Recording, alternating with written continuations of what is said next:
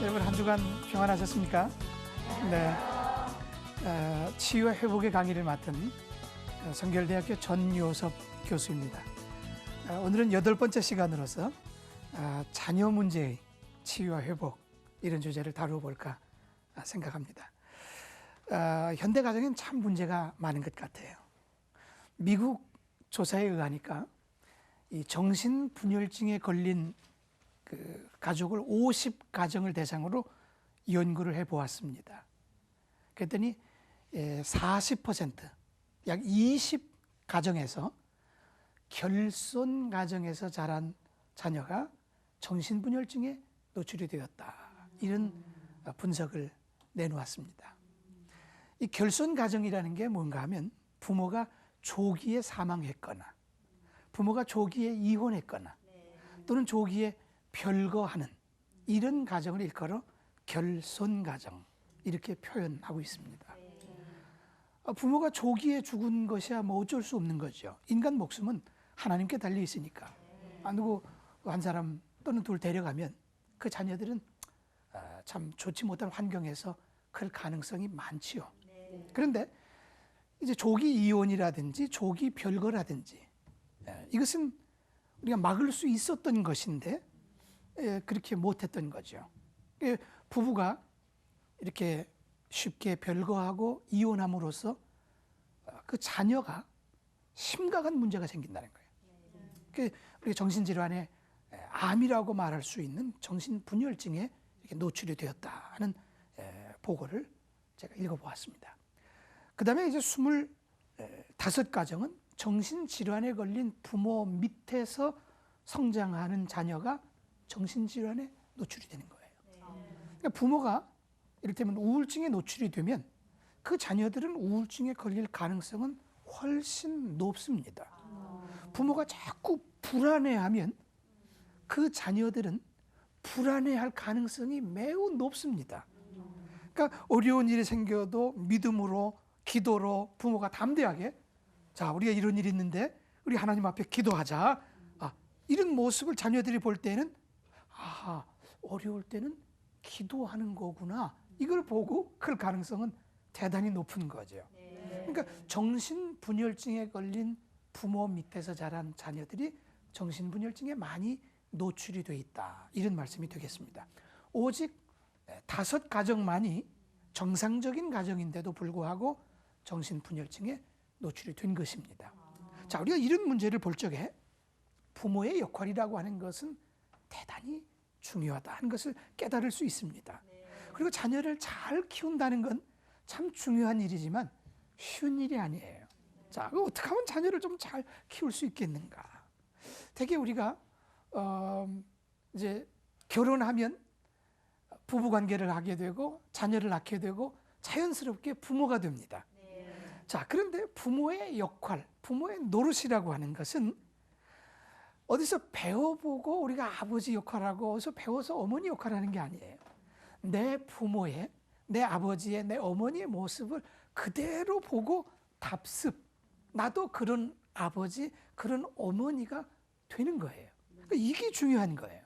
그래서 좋은 부모 밑에서 좋은 자녀가 나오고 그 자녀가 결국 좋은 부모가 되고 또 좋은 자녀를 양육하게 될 것이라고 하는 것은 이건 자명한 사실이 되겠습니다. 자, 그럼 부모들의 이런 나쁜 태도가 자녀들에게 그대로 옮겨지는데 자녀들은 그걸 싫어하지요. 알아요. 우리 엄마 나 싫어 저런 모습. 우리 아버지 저런 모습 나 싫어. 혐오하게 돼요. 그렇지만 그대로 닮아가는 거예요. 나는 아버지처럼 되지 않겠어 라고 결심을 했지만 나중에 보면 아버지와 거의 비슷한 사람이 돼간 거예요. 난 저런 엄마 안 닮을 거야 했지만 그 딸이 크면 그 엄마하고 거의 비슷해져요. 그 엄마가 아주 신경이 예민한 분들, 히스테리라 그럽니까? 애들 방학 때 늦잠도 좀 잘 수 있는 거고. 그런데 밥 차려놨는데 그냥 여전히 늦잠 자는 거예요. 밥 먹으라고 몇 번을 얘기를 했는데 이놈들 말이야. 이리 나와! 밥 먹어! 그냥. 이거 방학 때 그냥 게을러 빠져가지고 빨리 나와! 그럼 그거 듣는 아이들이 싫은 거예요. 우리 엄마 왜 저래? 왜 배웠다는 양반이 왜 저래? 왜 이렇게 소리를 질러? 나 저런 엄마 안 될 거야. 하지만 걔가 커서 결혼해서 자녀 낳고 아이가 말 안 들면 이리 나와 이리 나와. 나중에 자기 엄마하고 똑같이 변한 모습을 보고 놀랄 뿐이지요. 그러니까 그대로 엄마 닮아가는 거예요. 그대로 아빠 닮아가는 거예요.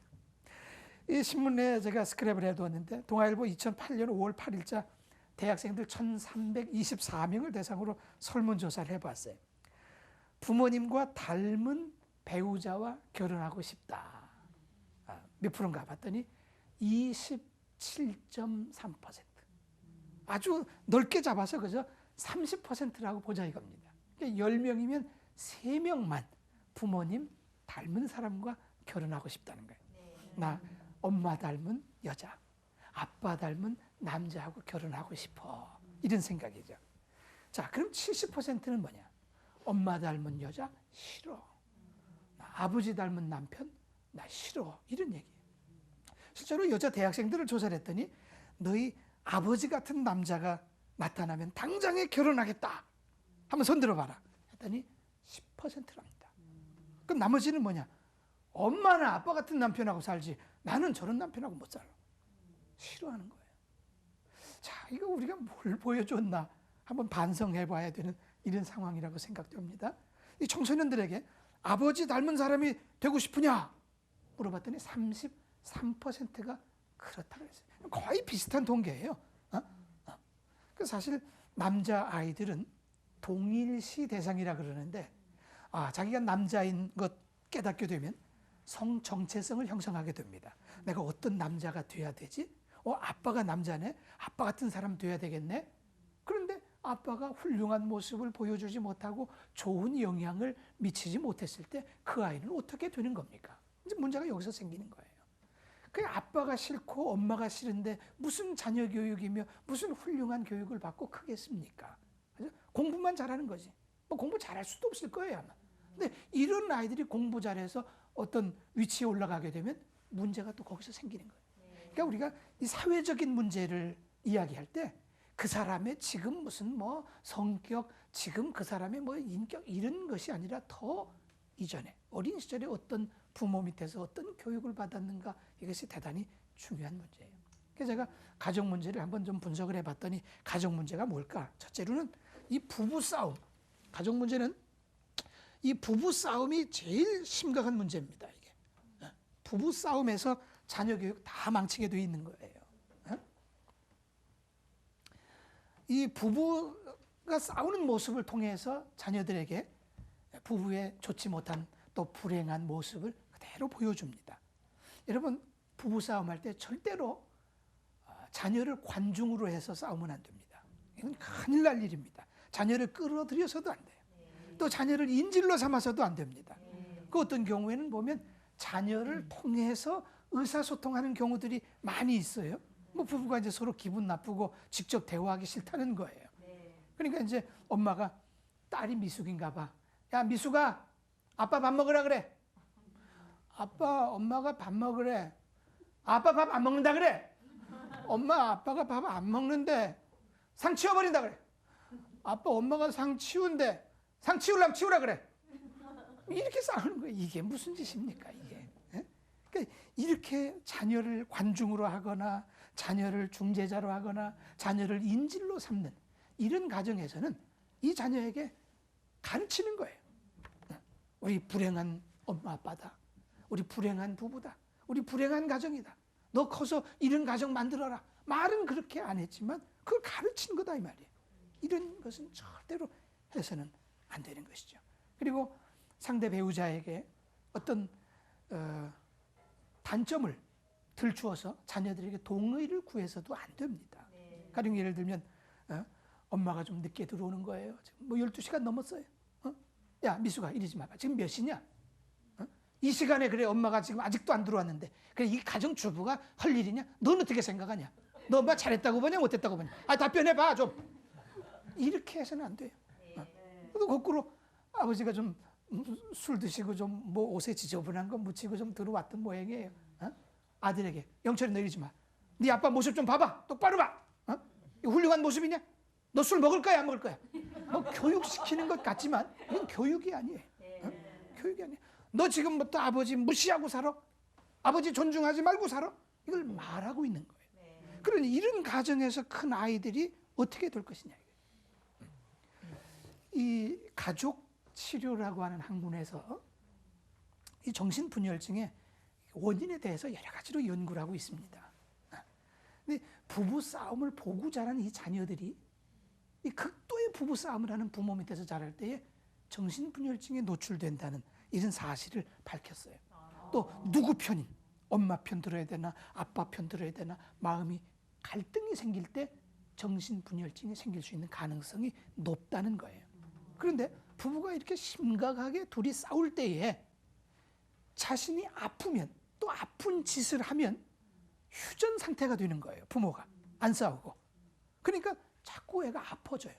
응? 그 애가 아파져. 막 아파 애가. 그러니까 둘이 싸우다가 대화를 해. 대화도 안 하고 서로 좋은 얘기 안 하고 톤이 높아져서 싸우기만 하던 엄마 아빠가 내가 아프니까 톤이 낮아져. 예를 들면 열이 있네. 애 약 먹였어? 약 안 먹였는데 그 약장에 약 있나 봐봐. 이 약인가? 맞아, 그 약이야. 가지고 톤을 낮춰서 대화를 하기 시작해요. 내가 아프니까. 그러니까 이 아이가 생각할 때는 하하, 내가 아프니까 우리 엄마 아빠가 화해를 하거나 톤이 낮아지거나 안 싸우거나 대화를 해. 그러니까 자꾸 얘는 아파져요. 부모가 분위기만 안 좋으면 아파. 일종의 희생양이 되는 거예요. 내가 아픔으로써 부모를 화해시키려고 하는 희생양이 되는 거예요. 이런 사람들은 커가지고 문제만 생기면 아파트로 누워. 혹시 뭐 다는 아니겠지만 적지 않은 인원은 어렸을 때에 이런 환경에 노출된 사람일 수도 있다, 이런 말씀이에요. 미국 통계를 보니까 이 부부 싸움하는, 부모가 싸우는 모습을 보고 크는 아이들이 한 70% 된답니다. 70%. 굉장히 많은 거죠. 그리고 이제 남편들을 조사를 해봤어요.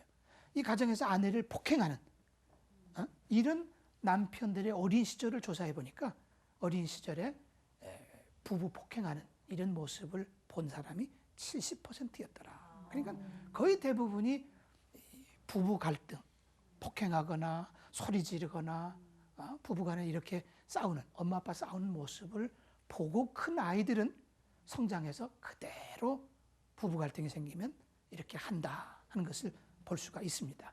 이것을 우리 상담학에서는 잠재적 가해자다 이렇게 얘기합니다. 그건 무슨 뜻인가? 자, 이 부부 폭행하는 모습을 보고 자란 아이는 피해자죠. 우리가 생각할 때. 하지만 피해자라고 보질 않아요. 잠재적 가해자라고 보는 거예요. 왜? 얘가 지금은 피해자처럼 보이지만 성장해서 결혼해서 부부 갈등 생기면 똑같이 그걸 할 가능성이 높기 때문에 가해자가 될 가능성이 높기 때문에 그렇게 표현을 하고 있습니다. 그러니까 부부가 극도로 다투고 이혼했을 때 그 자녀들은 그렇게 될 가능성이 높습니다. 이 부모 중에 한 사람이 자살을 했을 때에 그 자녀는 살다가 힘든 일 생기고 어려운 일 생기고 갈등이 생기면 자살할 가능성은 그렇지 않은 사람보다 더 높다 이 말이에요. 사람들은 자기가 다 경험하고 당하고 목격한 일을 그대로 하기 때문이죠. 조심해야 될 것입니다. 자, 이 부모들이 자녀와 대화를 많이 하는지 여러분 한번 VCR을 통해서 우리 한번 보시겠습니다. 부모님이랑 하루에 몇 번이나 대화해요? 한 10분? 제가 물어볼 때는 없고요. 부모님이 저한테 물어보는데 대답하기가 귀찮아요. 대화가 없는데 학원에 있는 시간이 많고 보통 아침에 밥 먹을 때랑 저녁에 잠깐 들어왔을 때 인사만 하고 대화하는 시간은 한 5분에서 10분 정도밖에 안 돼요. 나는 딸아이가 하나이기 때문에 그런 걸 못 느끼는데 그 아들 있는 데는 그 부모들이 굉장히 뭐라 그럴까 좀 쉽게 말하면은 극단적으로 얘기하면 아버지고 난 나다. 아버지가 고생하는 건 고생하는 거 내 인생은 내 인생이다. 이런 거를 많이 얘기해갖고 그 자식들 입장에서 굉장히 좀 서글프죠. 부모된 입장으로서. 세대 차이가 있기 때문에요. 그게 좀 말을 하다 보면 이게 서로 생각이 맞지가 않아요. 각자 서로 살기 바쁘다라는 그런 거죠. 그러니까 아버지는 아버지대로 나가서 돈 번다고 그러고 어머니는 어머니대로 요즘에는 주부 생활 하시는 분들이 거의 없잖아요. 거의 주부 생활 반 뭐 나가서 어떤 활동을 하신다든지 그렇다 보니까 교육에 너무 그 열과 성의를 다하시니까 아이들을 학원으로 내몰고 그러다 보니까 아이들하고 이렇게 모여서 얘기할 시간도 없고. 근데 사랑의 부족인 것 같습니다. 우리들은 흔히 사랑을 한다고 하면서도 자기 기준의 사랑을 많이 하죠. 그러니까 나는 자식을 생각한다고 사랑한다고 하지만은 실제는 내 자신을 위한 자식 사랑인 경우가 많은 것 같습니다. 그러니까 진정한 사랑이 부족한 것이 우리 가정의 문제인 것 같습니다. 자, 보신 바와 같이 여러 가지 이유에서 부모와 자녀 간의 대화가 많이 부족하다, 이런 걸 볼 수가 있었습니다. 또 마지막 분 얘기는 참 의미 있는 얘기인데, 진정으로 사랑이 부족하기 때문에 대화도 안 되고 이 가정 문제가 여기서 생긴 것이 아닌가, 이렇게 분석을 하고 있습니다. 제가 볼 적은 또 두 번째로 이 자녀 문제는 아버지 부재에서 온다, 이렇게 생각해 볼 수 있습니다. 아버지 부재, 아버지가 없는 거예요, 가정에. 우리는 아버지 있는데, 자, 있긴 있지만 대화하지 않는 아버지는 아버지 부재와 마찬가지예요. 자, 이게 심각한 문제입니다. 이걸 다른 표현으로는 아버지 결핍증이라고 표현합니다. 아버지 결핍증. 이것은 미국의 심리학자 스티븐 비돌프라고 하는 사람이 비타민 결핍증에 걸리면 우리가 병 걸리는 것처럼 아버지가 가정에 없어요. 실존적으로 없거나 대화가 없거나 이것은 아버지 결핍증이다, 이렇게 표현을 했습니다. 병 걸린다, 이런 얘기입니다. 그러니까 우리가 가정에서 영향을 받을, 좋은 영향을 받을 아버지가 없다는 것은 대단히 심각한 문제가 아닐 수가 없습니다. 그 청소년 백서라고 하는 책에 보니까 초등학생이 하루에 10%가 1분도 대화하지 않는답니다. 놀랍지 않습니까? 중학생은 17%가 아버지와 1분도 대화하지 않는데요. 고등학생은 22%가 하루에 1분도 아버지와 대화하지 않는다. 자, 대학생은 32%, 점점 비율이 높아집니다. 아버지와 1분도 대화하지 않는다, 이렇게 통계조사가 나와 있습니다. 미국 통계조사에 보면 자녀와 아버지와 함께 보내는 시간이 30분이랍니다, 하루에. 그래도 우리나라보다는 좀 많은 것 같은데, 이 30분이라는 건 그냥 같이 있는 거예요, 한 집에. 그러면 대화하는 시간은 얼마나 되느냐 했더니 3분 정도 된대요, 대화하는 시간은. 근데 이것도 그냥 뭐 일상적인 얘기죠. 의미 있는 대화, 정말 대화라고 할 만한 대화하는 시간은 35초에 불과하답니다. 그리고 서로 눈 맞춘 횟수가 2.7회, 그 반올림해서 3회라고 보자 이겁니다. 하루에 자녀하고 이렇게 눈을 맞추는 횟수가 3번이래요. 한번 여러분 어제 생각해 보세요. 자녀하고 이렇게 눈 맞춘 횟수가 몇 번이나 될까요? 3회밖에 안 된대요. 물론 미국 통계지만 뭐 우리나라도 크게 다르지 않을 거라고 생각을 합니다. 이렇게 좋은 영향을 부모로부터 받을 수 없으니 그게 비타민 결핍증과 같이 아버지 결핍증이다, 이런 말씀이죠. 저도 신문에서 본 일인데, 어버이날에 어느 유치원에서 너희들 아버지가 얼마나 고생해서 너희들 이렇게 가르치는지 알 수가 없다, 잘 설명하고 고생하시는 너희 아버지, 가정에서 아버지의 모습을 한번 그려보자 하고서 그림을 그리도록 했대요. 그런데 아이들이 나중에 보니까 다 똑같은 그림을 그린 거예요. 서로 상의해서 그린 것이 절대 아니었는데 아버지가 다 누워 있더라는 거예요. 그래서 아니 넌 왜 아버지 이렇게 누워 있냐 했더니 우리 아빠 맨날 잠만 자요. 넌 어떻게 아버지가 누워 있냐 했더니 우리 아빠 맨날 피곤하대요. 넌 어떻게 아버지가 이렇게 누워 있냐? 우리 아빠 맨날 누워서 텔레비만 봐요. 다 똑같아. 누워 있는 아버지. 자, 이런 아버지 밑에서 훌륭한 자녀가 나올 수 있겠습니까? 자, 바쁜 아버지는 나쁜 아버지가 될 가능성이 매우 높습니다. 그러니까 집에 들어와서는 자녀들하고 함께 시간을 보내주는 이런 아버지가 일단은 좋은 아버지다, 이렇게 볼 수가 있겠습니다. 그런데 이 사람은 우리 마음속에 하나님이 아니면 채워질 수 없는 부분이 있어요. 그래서 어거스틴이라는 사람이 우리 마음속에는 하나님으로만 채워질 수 있는 부분이 있다. 이건 뭐 술로도 마약으로도 뭐 무엇으로도 돈으로도 무엇으로도 채울 수 없는 부분이에요. 하나님만 채울 수 있다. 그런데 미국의 가족 치료학자 벨렌 밀즈라고 하는 이 교수님이 그와 같이 우리의 마음속엔 아버지가 아니면 채워질 수 없는 부분이 있다는 거예요. 아버지로서만 충족될 수 있는 부분이 누구에게나 다 있다는 거예요.